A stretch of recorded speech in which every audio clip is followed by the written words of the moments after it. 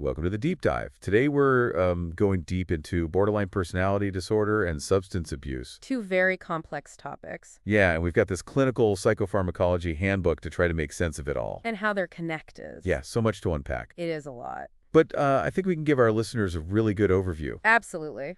I was really struck by the fact that borderline personality disorder used to have names like pseudoneurotic schizophrenia. Yeah, some pretty intense terminology back then. Definitely. And the handbook really highlights how diagnosis isn't just about what symptoms someone is showing. Right. It's not just behaviors. But it's also about their overall personality. Yeah, that's key. Borderline personality disorder. It's not a one-size-fits-all kind of thing. Okay. It exists on a spectrum. You can have borderline characteristics in people with all sorts of personality styles. Oh, interesting. Like someone who's schizoid or obsessional. Okay. Even narcissistic. So what is it that ties all those different presentations together then? Good question. It really comes down to a core set of symptoms. Okay, so Chronic emotional instability, impulsivity, really rocky relationships. yeah.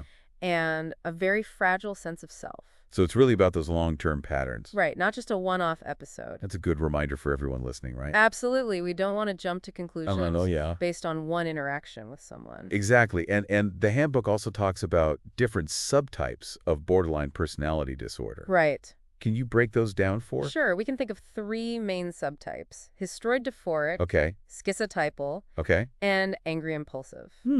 Each with its own unique. Yeah, each with its own flavor. I like that, flavors. So tell me more about these distinct flavors of borderline personality disorders. So the histroid dysphoric type, they are so sensitive to rejection. Oh, wow. They crave connection, and they might go to extremes to avoid being abandoned. Like what kind of extremes? I mean, even things like threatening suicide to keep someone close. Oh, wow. Yeah, it can be very intense. So not only difficult for the individual, but Right.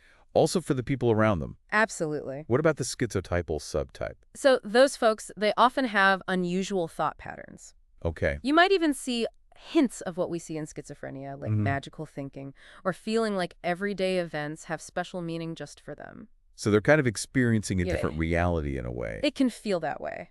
And then the angry impulsive subtype. Yeah, this one's a bit more straightforward. Okay. As the name suggests, they struggle with intense anger. They act impulsively, Right. which of course leads to a lot of conflicts and rejection Yeah. in our relationships.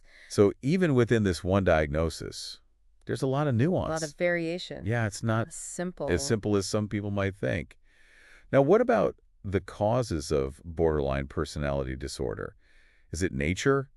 It's the classic question, isn't it? It is. Nature versus nurture. Yeah, is it one or the other, or? Well, research actually suggests it's a really complex mix of factors. Okay. You're probably looking at a combination of inborn temperament, early childhood experiences, and even maybe some differences in how the brain develops. Okay. Trauma, particularly neglect, seems to play a big role. So a child might be predisposed to certain sensitivities, Exactly. and then their environment can either It can go either way. exacerbate that or help them manage it. You got it. That makes a lot of sense. Like, imagine a child who's naturally very sensitive, Right. a loving, supportive environment. Yeah. It could equip them with coping skills for those intense feelings, but a neglectful or even a traumatic environment that might just amplify those sensitivities and make it so much harder to regulate emotions. That makes a lot of sense. So how do we treat borderline personality disorder then? Well, that's the big question, isn't it? It is. The million-dollar question. Is there hope for recovery? There's definitely hope. Okay. Now there's no magic pill. Right. That just erases the disorder completely. Yeah. But medications can play a huge role in managing those really difficult symptoms. So what kinds of medications are we talking about? It really depends on the individual and what they're struggling with. Okay. But antidepressants, particularly SSRIs, they can be really helpful for those intense emotions and the impulsivity. And in some cases? Yeah, sometimes a doctor might consider mood stabilizers Okay.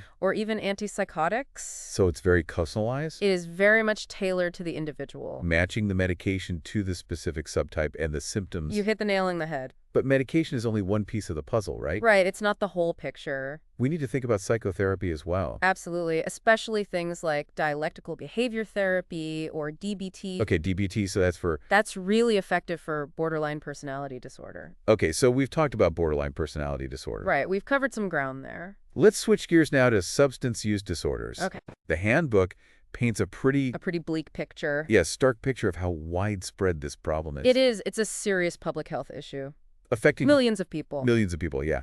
And what makes it even more challenging is that substance abuse Right. is often linked to other mental health conditions, Yeah, like the borderline personality disorder we were just talking about. exactly. So are we saying that someone might use substances Yeah, it's possible. as a way to cope with the emotional turmoil of their personality disorder? That can definitely happen. It's kind of like And then it just becomes it's a this vicious cycle. dangerous cycle. It is a two-way street. Right. Substance use can really intensify the symptoms of borderline personality disorder. And And then the disorder itself can actually increase the risk of someone developing a substance abuse problem. so if someone is dealing with both of these issues, how does that affect treatment? Well, that's a great question. Do you need to address one before the other?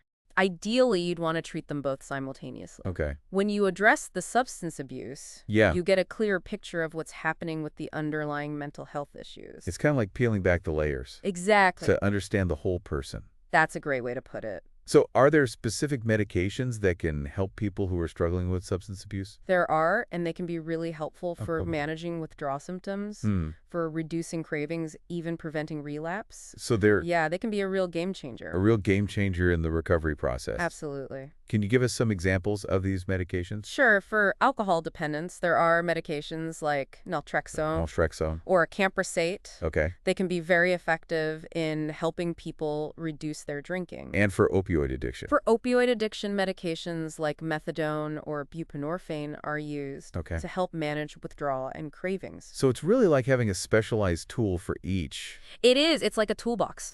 unique challenge. That's a great analogy. It's amazing how these medications can actually target the specific types of substance dependence. Yeah, it really is. It really shows how far we've come in understanding the brain And how it interacts with these substances. and how it interacts with these substances. Yeah. It's a testament to the researchers and clinicians Absolutely, to all the hard work they do. who are constantly seeking solutions Right, they're on the front lines. for these really challenging conditions.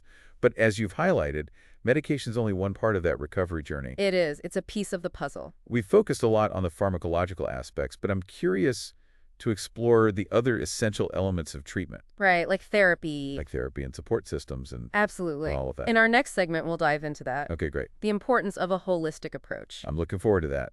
All right, tuned everyone, Welcome back to our deep dive. into borderline personality disorder and substance abuse. As promised, we're going to shift gears a little Yeah, let's get into the specifics. and really focus on how some of these medications actually work in the brain. I'm really fascinated by this. Yeah, it's pretty amazing stuff. We've talked about what the medications do, but I want to understand how they work on like a neurological level. Right down to the neurons. Yeah, like you mentioned that SSRIs are often used for borderline personality disorder. Right, they're very common. So what's happening in the brain when someone takes an SSRI? So SSRIs stand for selective serotonin reuptake inhibitors. Okay. And they work by increasing the levels of serotonin in the brain. Serotonin. Yeah, serotonin, it's a neurotransmitter. One of those chemical messengers. Exactly. It's a chemical messenger that plays a really crucial role in regulating our mood, our emotions, Okay. sleep, even appetite. Wow, so it affects a lot. It does a lot of different things. And in people with borderline personality disorder? Yeah, so in individuals with borderline personality disorder, there's often an imbalance in serotonin signaling. Mm-hmm.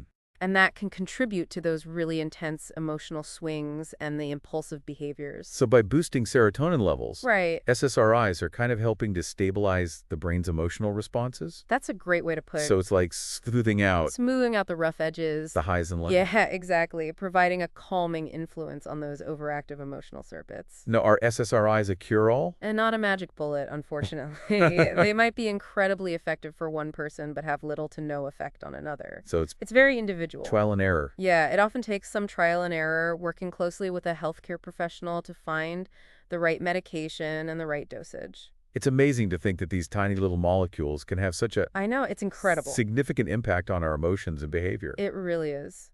What about mood stabilizers then? Okay, mood stabilizers. When might those be prescribed for someone with borderline personality disorder? So mood stabilizers are often prescribed when someone is experiencing those extreme mood swings. Oh, okay. So Almost like a roller coaster. along with... Along with the other core symptoms of borderline personality disorder. Gotcha. So they work on different neurotransmitters then? They do. They work on different neurotransmitters like glutamate and GABA Okay. to help regulate those really dramatic shifts in mood. So they're not necessarily targeting serotonin like SSRIs do, Not but directly. they're still working to balance out those. They're working to balance out those intense emotions. Okay, I see. Think of mood stabilizers as kind of creating a more stable baseline. Interesting. Okay. Now let's shift our focus to medications for substance use disorders. Okay, let's do that. You mentioned naltrexone as a potential game changer for alcohol dependence. I'm really curious about naltrexone. Yeah, it's a fascinating medication. How does it work? So naltrexone works by blocking opioid receptors in the brain. Opioid receptors. Yeah, so when we drink alcohol, Hmm. it triggers the release of endorphins. Oh, those feel-good chemicals. Exactly, those feel-good chemicals, and they bind to those opioid receptors, Okay. creating a sense of pleasure and reward. So alcohol basically tricks the brain into wanting more. It does. It hijacks our brain's reward system. Wow, sneaky. Yeah, but naltrexone steps in and blocks those opioid receptors, so it reduces the pleasurable effects of alcohol, making it less rewarding And therefore. and less tempting to drink. So it disrupts that reward cycle. It does. It kind of breaks the cycle. Okay, what about a camprosate? A camprosate? You mentioned it along with naltrexone for alcohol dependence. Right. They're often used together. Does it work in a similar way? It takes a slightly different approach. Okay. We don't fully understand its exact mechanism, but it's believed to modulate glutamate signaling in the brain. Glutamate? Yeah, particularly in areas that are involved in craving and reward. So it's kind of like resetting the brain's response to alcohol cues. That's a good way to think about it. Now let's move on to opioid addiction. Okay, opioid addiction. You mentioned methadone and buprenorphine as essential medications in this area. They can be truly life-saving. So how do they work? Both methadone and buprenorphine are opioid agonists. Okay, opioid agonists. This means they bind to the same opioid receptors in the brain as heroin or prescription painkillers. Okay, But they do so in a controlled way okay. and in a less euphoric way. So they're satisfying the brain's craving for opioids without producing that intense high Exactly. that leads to addiction. That's the key. They provide a substitute that helps manage withdrawal symptoms and cravings. So the person can focus in recovery. Exactly, without being overwhelmed by those intense urges. It's fascinating how these medications really target the very pathways that drive addiction. It is. It's really remarkable. It shows how much we've learned about the And brain how complex it is. and its interactions with these substances It really is a testament to all the hard work that researchers and clinicians are doing to find to solutions. find solutions for these really challenging conditions. But medication is only one part of the recovery journey, right? It is one important piece. We've talked a lot about the pharmacological aspects. We've gone deep into the brain, Yeah, I'm curious now to explore the other essential elements of treatment, like therapy. like therapy and support systems and Yeah, the whole picture. all of that.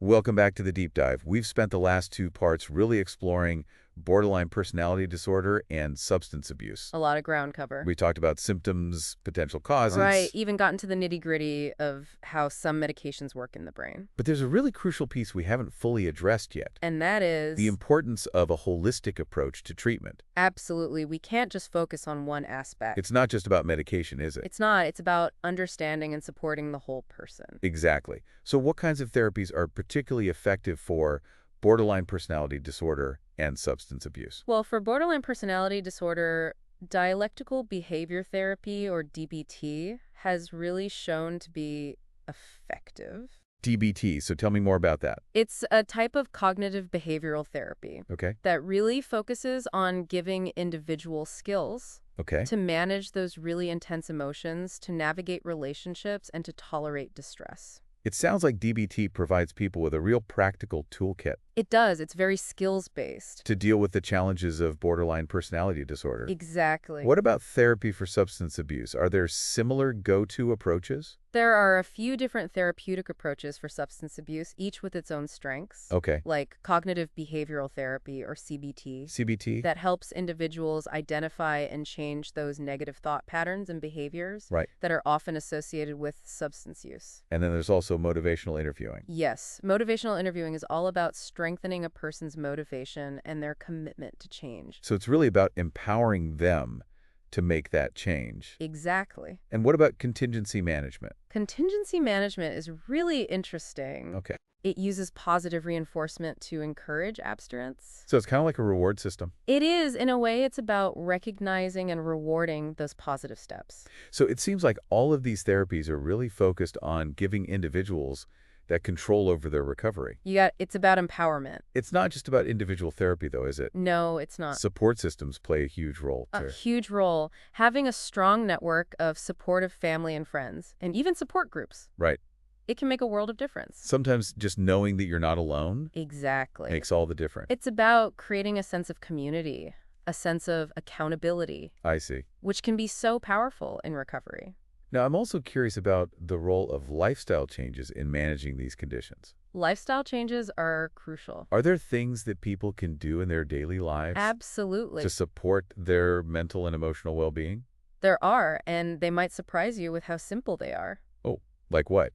Things like regular exercise, a balanced diet, getting enough sleep, The basics. the basics, but they are fundamental Okay. to regulating mood-reducing stress and just improving overall well-being. So it's about establishing those healthy routines. Exactly. Those routines can have a ripple effect on mental and emotional health. And we can't forget about mindfulness and relaxation techniques. Oh, absolutely. Things like meditation or deep breathing exercises. Right. They can really help to calm the nervous system, create a sense of peace. It's about building in those moments of peace throughout the day. Exactly. Little pockets of calm amidst the chaos. So recovery isn't just about focusing on what's wrong, but also about cultivating those positive habits and experiences. You hit the nail on the head. It's about nurturing the mind, the body, and the spirit. A truly holistic approach to healing. Exactly. As we wrap up this deep dive into borderline personality disorder and substance abuse, I really want to leave our listeners with a sense of hope. And hope is so important. These conditions can be incredibly challenging.